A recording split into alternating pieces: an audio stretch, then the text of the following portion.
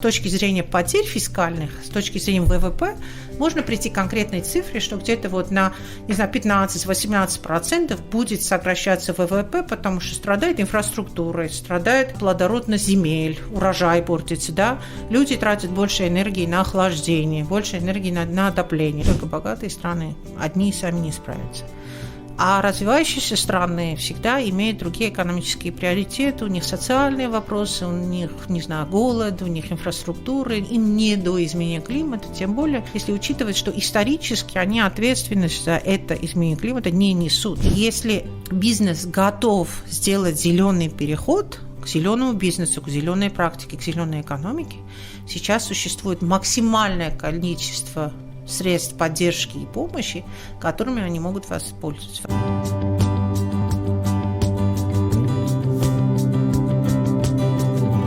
Бизнес-среда. Добрый день, меня зовут Зибота Джибаева. Мы начинаем очередной цикл подкастов «Бизнес-среда», в котором наши гости будут делиться своим интересным опытом, рассказывать о том, что сейчас актуально в мире бизнеса и куда стоит стремиться. Этот цикл мы пишем при поддержке программы Европейского банка реконструкции и развития «Консультации для малого бизнеса в Таджикистане». Тема нашего сегодняшнего выпуска – «Зеленая экономика».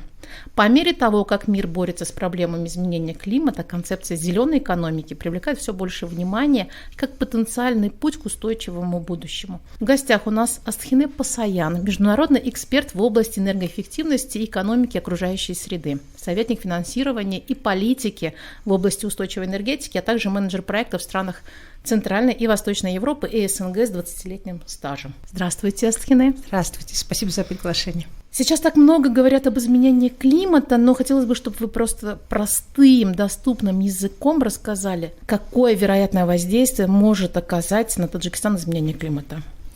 К чему нам надо быть готовыми? Климат уже изменился.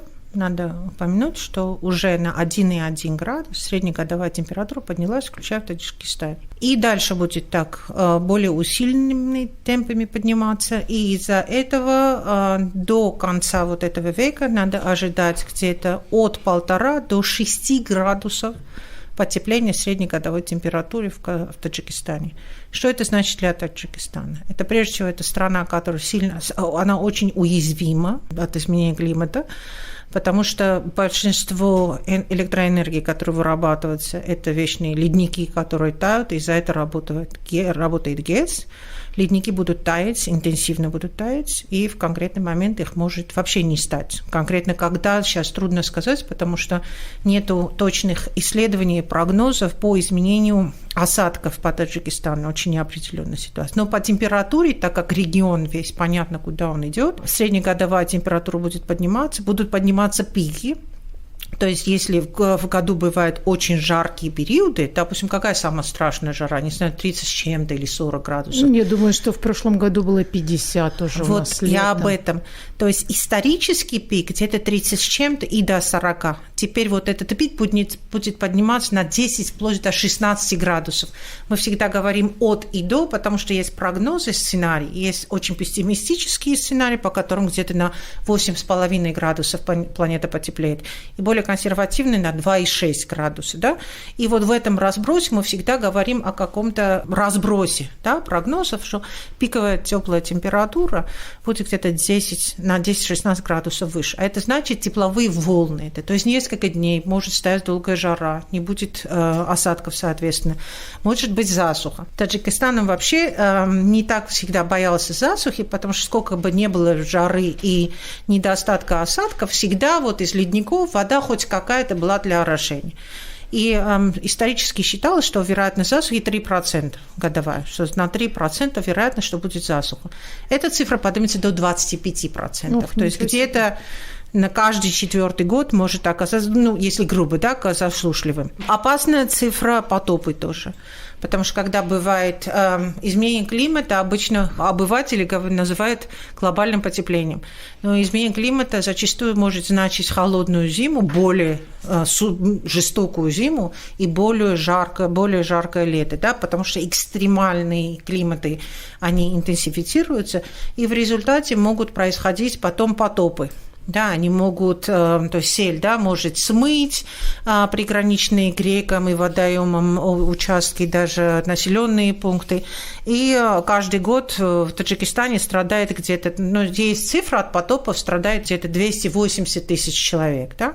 Эта цифра будет подниматься как минимум на 10 тысяч человек, в зависимости от того, как будет таять лед и какие будут внешние воды, скажем так. Это будет иметь воздействие на экосистемы, когда будут цвести фруктовые деревья, до града или после, да, очень часто меняется цветение, экосистема реагирует, виды биоразнообразия могут пропасть.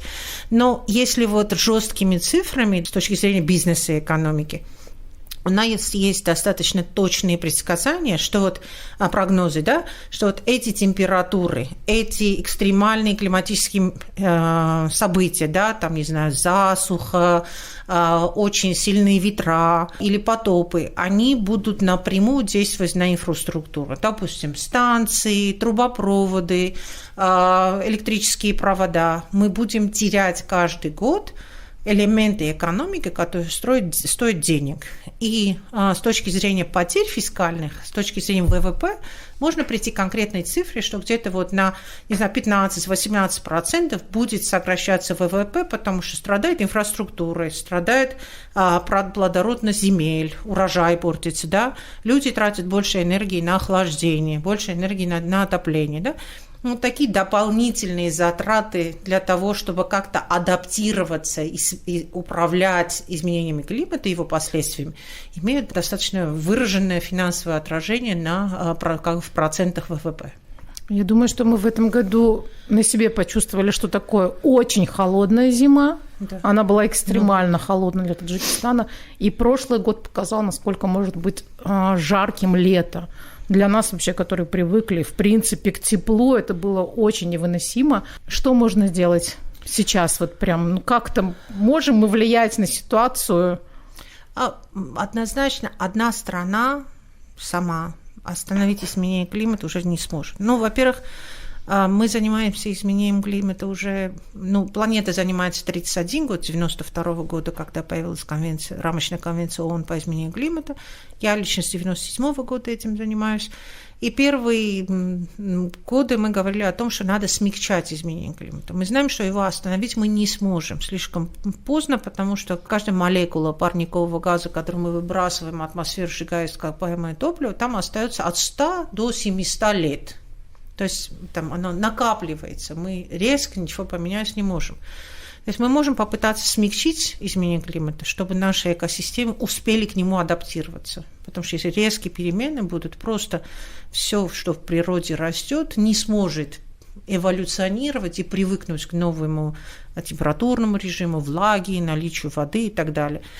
И второе, то есть это привыкнуть, это нам надо адаптироваться еще, принять, что климат уже изменился, и он меняется дальше, и по возможности делать наши города, дома, наши бизнесы резилиентными, то есть адаптированными к тем меняющимся условиям, в которых мы работаем, и у нас происходит любая деятельность. То есть если мы строим жилье, оно должно не просто быть теплоизолировано по существующим строительным нормам для нынешней температуры, а понять, что мы эти дома строим для температуры, в которой летом будет 56 градусов, возможно. И надо, соответственно, теплоизолировать больше, чтобы защищать от жары, и зимой защищать, и тем самым сокращать энергопотребление, которое, во-первых, это в вашем случае это гидроэнергетика и уголь, чтобы не использовать уголь, это самое грязное ископаемое топливо, больше всего выбросов из всех, из газа, нефти и так далее, да? И второе, это поможет избежать социального резонанса изменения климата. Чем больше мы тратим денег на энергию, тем социальнее, тем выше социальные вызовы, потому что люди эти деньги берут из других источников, да, из других затрат сокращают, чтобы суметь отопить, охладить и в бизнесе обеспечить процессы. Да. Сегодня мы смотрели завод, предприятия, где были холодильные хозяйства, да. В других производствах, допустим, что-то тепловые режимы, где тает, надо, допустим, растопить алюминий там, и так далее, там доменные печи. И энергопотребление с изменением климата будет расти, А чем больше мы тратим энергии, тем больше мы выбрасываем парниковых газов, если эта энергия невозобновляемая. Самое простое, что можно сделать, это 90% всех выбросов почти во всех странах, это энергетика, это топливо. То есть во всех возможных областях и сферах надо сокращать энергопотребление через энергоэффективность и энергосбережение, а где возможно переходить на возобновляемую энергетику. В Таджикистане низкие тарифы на электричество для населения, и этот тариф не посылает мотива людям, что эта электроэнергия ассоциируется с глобальной экологической катастрофой. Мы живем в время не изменения климата, мы живем уже во времена климатического кризиса. А если каждый киловатт-час электроэнергии ассоциируется, напрямую связан с выбросом СО2, обычно в странах тариф это выражает, что конкретно потребление этого ресурса имеет отрицательное экологическое воздействие. Ресурс сокращается, он ограниченный, угля до 25 века угля не хватит никому, да? Уголь закончится, и нефть закончится, и газ до 2050 или 75 года, смотря по какой стране какой прогноз, да? Когда закончится ископаемое топливо на планете. Но, с другой стороны, климат может нас ударить гораздо раньше. Генсек Он один раз сказал, что это последнее поколение, которое может еще бороться против изменения климата. Потом будет поздно.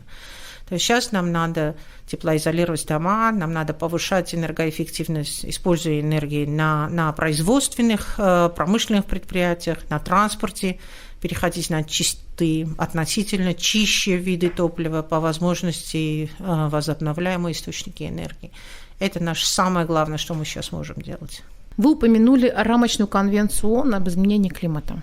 В 2015 году было принято Парижское соглашение, Таджикистан его ратифицировал в 2017 году. К чему этот документ обязывает страны? Парижское соглашение интересно тем, что наконец поменяло полюса по вопросам развивающихся стран, которым является Таджикистан тоже. Потому что понятно стало, что без участия развивающихся стран, то есть страны, которые не ОБСЕ, да, не очень богатые страны, не Великая Двадцатка, Десятка и так далее, а развивающиеся страны, которых большинство, 135 стран где-то в этом списке находится, без их участия остановить изменение климата невозможно. То есть только богатые страны одни сами не справятся. А развивающиеся страны всегда имеют другие экономические приоритеты, у них социальные вопросы, у них, не знаю, голод, у них инфраструктура, им не до изменения климата, тем более, если учитывать, что исторически они ответственность за это изменение климата не несут. Историческую ответственность несут промышленные, индустриальные страны, да, которые во время индустриальной революции повыкидывали эти первые парниковые газы, которые там почти все до сих пор висят. И Парижское соглашение открыло финансовый механизм, фонд зеленого климата, Green Climate Fund, GCF, да, фонд зеленого климата, который будет финансировать проекты и мероприятия по смягчению и адаптации к изменению климата. И Таджикистан, как страна, член Парижского соглашения, имеет право воспользоваться этим финансовым ресурсом. Там примерно оценка этого фонда будет где-то $100 миллиардов. Но требования для стран до того, как они получат доступ к GCF, это принять на национальном уровне обязательства свои, которые соответствуют своей стране. То есть как суверенное государство добровольно понять, до какой степени, в какой мере, не ограничивая местное экономическое развитие, местные экономические цели, задачи, развития экономики, социальной инфраструктуры, общества и так далее, для страны приемлемые, то есть никем извне не диктуемые обязательства на национальном уровне, называется NDC, Nationally Determined Contributions, на национальном уровне принятые обязательства. Таджикистан их принял, объявил об этом, то есть свои обязательства, потом уже была поправленная версия, их можно корректировать через некоторое количество лет. Если не ошибаюсь, я их на память не помню, примерно 60-70% готовность сократить свои выбросы. Там есть обязательства, которые безусловные, их страна обязалась сделать, и есть условные, то есть которые требуют финансирования, при наличии финансирования Таджикистан будет их внедрять. Сокращать выбросы можно посредством, то есть у вас очень много потенциала энергосбережения с точки зрения энергоэффективности в угле, там, где вот на угле строится выработка энергии. В промышленности очень большой потенциал. Можно и в сельском хозяйстве сокращать выбросы. И, конечно, у всех стран большой потенциал, которые могут сажать леса. То есть через лесопосадки, леса через фотосинтез в состоянии выделять СО2 из атмосферы и сохранять их на протяжении всей жизни дерева. Это мы называем секвестрацией. Страны, как Таджикистан, могут развивать возобновляемую энергетику, постепенно выдавливать ископаемые виды топлива и постепенно через энергоэффективность, чистые технологии сокращать выброс. И на это фонд зеленого финансирования готов финансировать на проектном, программном уровне. И многие страны СНГ этими фондами уже пользуются с большим успехом. Какое является обязательным? Например, посадка деревьев. Это обязательное? Это решает страна. Это на уровне государства. В государстве всегда бывает фокусный focal point, да, ключевое учреждение. Как правило, это Министерство экологии, охраны окружающей среды. Они являются ключевым партнером конвенции, и через них ведутся переговоры и с ООН, и с финансовыми институтами, и, соответственно, проекты разрабатываются, предъявляются в GCF для финансирования. Если они утверждаются, это может быть даже просто теплоизоляция зданий. Такие проекты мы писали, они с успехом финансируются. Есть проекты по возобновляемой энергетике, тоже чудесно финансируются через GCF. Даже законотворческая работа, реформа, это все может финансироваться через GCF, если это создает необходимые условия для поощрение инвестиций в соответствующие направления, например, энергоэффективность, которая смягчает изменение климата. Государство одно, в принципе, ничего не может сделать без поддержки населения, без поддержки бизнеса. Как работать с бизнесом? Вот как и бизнес должен осознать, во-первых, это, да, как на него, в принципе, это же вы рассказали, да, как на него может повлиять, уже влияет изменение климата. Что им говорить? Почему это важно для каждого бизнесмена? Климатический кризис был как бы амплифицирован, да, вот усилен, или как-то вот более контрастными стали краски, когда пришел ковид. Не знаю, правильно поймут или нет, но мне как экологу-экономисту ковид очень понравился, потому что нашей планете он был нужен. Вот приостановить, притормозить, просто отойти на шаг и посмотреть на нас же со стороны, это было очень обучающе и вот открывающий взор и абсолютно свежий взгляд на наш образ жизни. Выражение «зеленая экономика» было переосознано большинством сильных мира сего. Почему? Потому что если экономика во многих странах, она была в упадке, в Таджикистане в том числе, да, было очень сокращено ВВП, очень много видов предприятий, производства, товаров и услуг было приостановлено. Возвращение на основной вид деятельности стало, у людей появился выбор. Мы вернемся, будем делать то, что мы делали до ковида, или все-таки мы переосмысливаем, передумаем, и, может, мы сделаем что-то по-другому. И в этом очень помогают международные организации.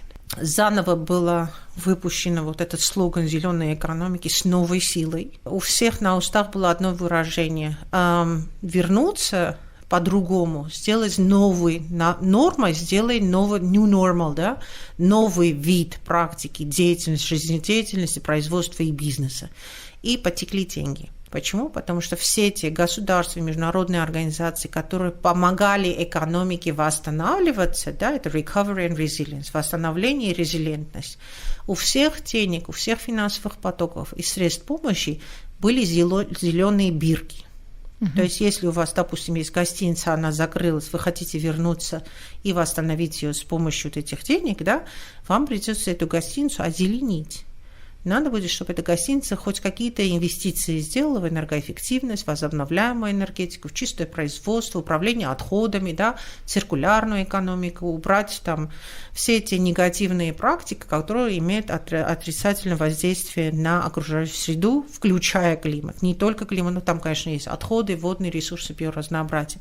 То есть для бизнеса что это означает? Что сейчас больше, чем когда-либо, Если бизнес готов сделать зеленый переход к зеленому бизнесу, к зеленой практике, к зеленой экономике, сейчас существует максимальное количество средств поддержки и помощи, которыми они могут воспользоваться. Во-первых, это более доступное финансирование, то есть мягкие кредиты в зеленых кредитных механизмах. Большинство зеленых кредитных механизмов совмещаются с грантовским софинансированием. Это огромная уже поддержка, потому что обычно, если они берут кредит, я не знаю, какая ставка, допустим, не знаю, 12, 16, 20, 25%, да?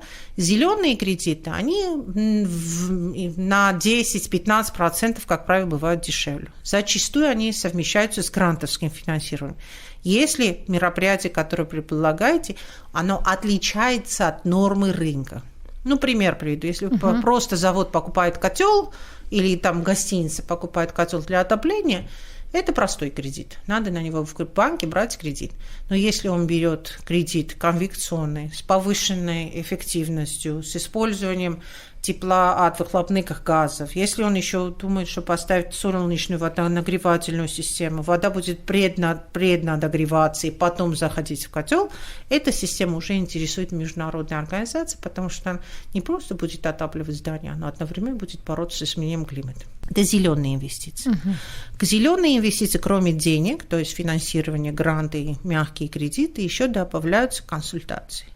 Люди, как я, очень много консультантов в нашем регионе, да, плеяда очень образованных, умнейших людей. В Таджикистане просто мы 3 дня работали с ЕБРР, чудесные специалисты, очень образованные технари. То есть эти люди зачастую через международные организации, в том числе с ЕБРР, с помощью ЕБРР, в состоянии помочь бизнесу не за полную оплату консалтинговых услуг, то есть помогают субсидировать информацию и советы, консультации, разработку инвестиционных проектов, энергоаудитов и так далее, что позволяет бизнесу найти правильное решение не за свой счет. Что, в принципе, именно показать путь трансформации и принятия правильных технических решений. Для бизнеса это огромная помощь. И это не только внутри Таджикистана, есть еще очень много международных организаций на европейском уровне, которые помогают уже не имея офисы в Таджикистане. Там Евросоюз, разные финансовые институты, Всемирный банк, Банк азиатского развития, Азиатский банк развития и так далее. Но самое главное, это опять-таки знать, что если ваша инвестиция зеленая, это значит, что у вас, скорее всего, вам доступ к лучшим деньгам однозначно. Деньги будут мягче, длиннее, концессионнее, то есть более дешевая ставка, возможно, с грантовским финансированием и помощь в добыче консалтинговых услуг. То есть специалисты, которые вам насоветуют, помогут и так далее. Как каждому из нас, я имею в виду жителю Таджикистана, нужно адаптироваться к изменениям климата. Что бы вы посоветовали, да, простым обывателям, которые сейчас слушают нас, они не в бизнесе, они платят исправно за электроэнергию, и им кажется, что они платят очень много. И на самом деле чеки иногда приходят несопоставимые, да, с тем уровнем заработной платы, который существует в Таджикистане. Но, тем не менее, надо что-то делать, если ты понимаешь, что тебе дальше жить твоим детям. Мы все должны менять ментальность в этом вопросе. Самое трудное, в этом мы очень надеемся на медиа, на организации, как ваши, надо менять ментальность поведенческая. Самая трудная перемена – это поведенческая. Каждый раз, когда мы выбираем, что купить, и помнить, что наша эта покупка действует влияет не только на наш счет по электроэнергии, но и на планету в целом. То есть всегда вот это 2 направления, смягчение и адаптация, должны иметь воздействие на наши решения. Мы 20 лет учили молодежь, что дезодорант покупать, когда вы пойдете, обязательно выбирайте не аэрозоль, а шарик. Почему? Потому что разрушается озоновый слой. Мои студенты, я 22 года преподаю, они говорят, вот мы каждый раз дезодорант покупаем, ваше лицо вот так выплывает. Теперь то же самое с изменением климата. Мы выбираем холодильник. Надо помнить, что по сравнению с аэрозолью тут прямая финансовая выгода сделать правильное решение для экологии. Любой белый прибор, то есть бытовой, да, холодильник покупают, телевизор, там что там покупают. В магазине есть технические параметры. Зачастую даже из стран, из которых импортируется, есть энергетическая бирка, да, она начинается там зеленый столбиковый, дальше уже красный, да. Зеленый столбик значит, что этот прибор будет меньше энергии потреблять. Он может стоить чуть дороже.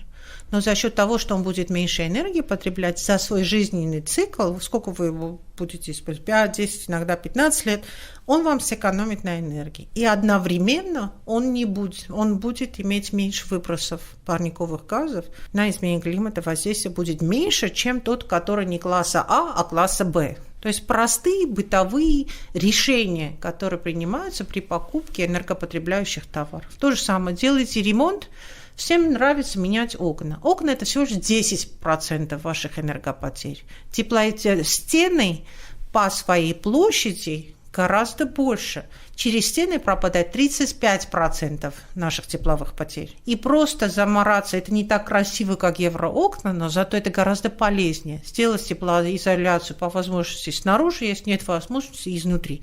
Уверяю вас, это несложно. Я делала это вот этими руками. Просто маленькая дрель, и все. Там делать нечего. Женщина одна сделала это.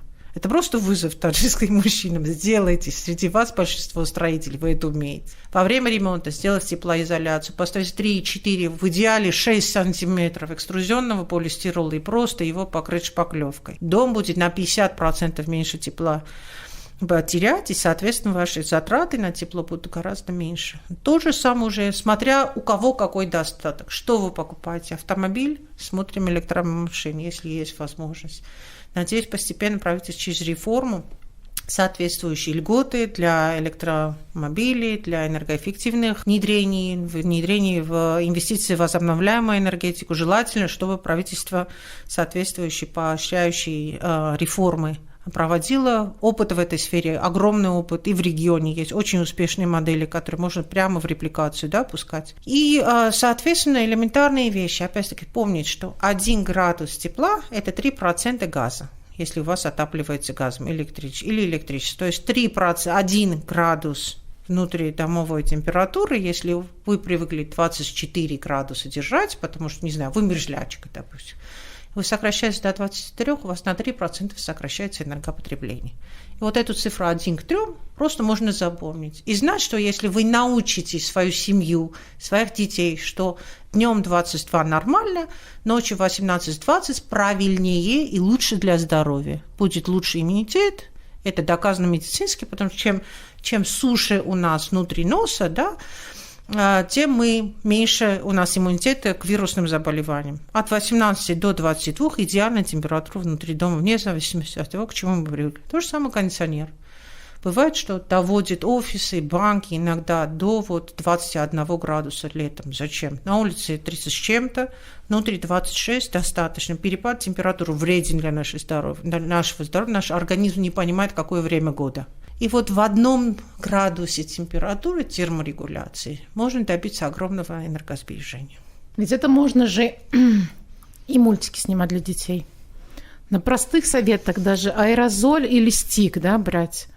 Для молодежи объяснялки.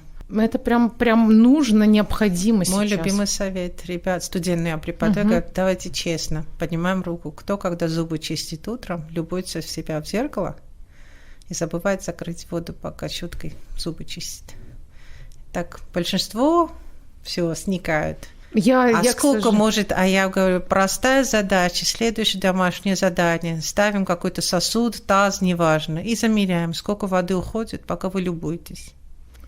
И сколько раз вы моете зубы. Умножьте на 365 и вернитесь, скажите мне, сколько просто воды чистой, родниковой, горной, высококачественной воды уходит в канализацию, потому что вам лень выключить, потом снова открыть. Я не говорю уже о том, что просто можно взять высокотехнологическое решение – стакан. Спасибо большое вам, Асхина Пасаян, международный эксперт в области энергоэффективности и экономики окружающей среды. Серия подкастов финансируется правительством Японии через Фонд поддержки малого бизнеса Европейского банка реконструкции и развития, который также поддерживает Италия, Корея, Люксембург, Норвегия, правительство Швейцарии, Швеции, США, Тайвань Бизнес, Фонд технического сотрудничества. Наше мнение экспертов может не совпадать с мнением доноров. Спасибо большое. Спасибо огромное.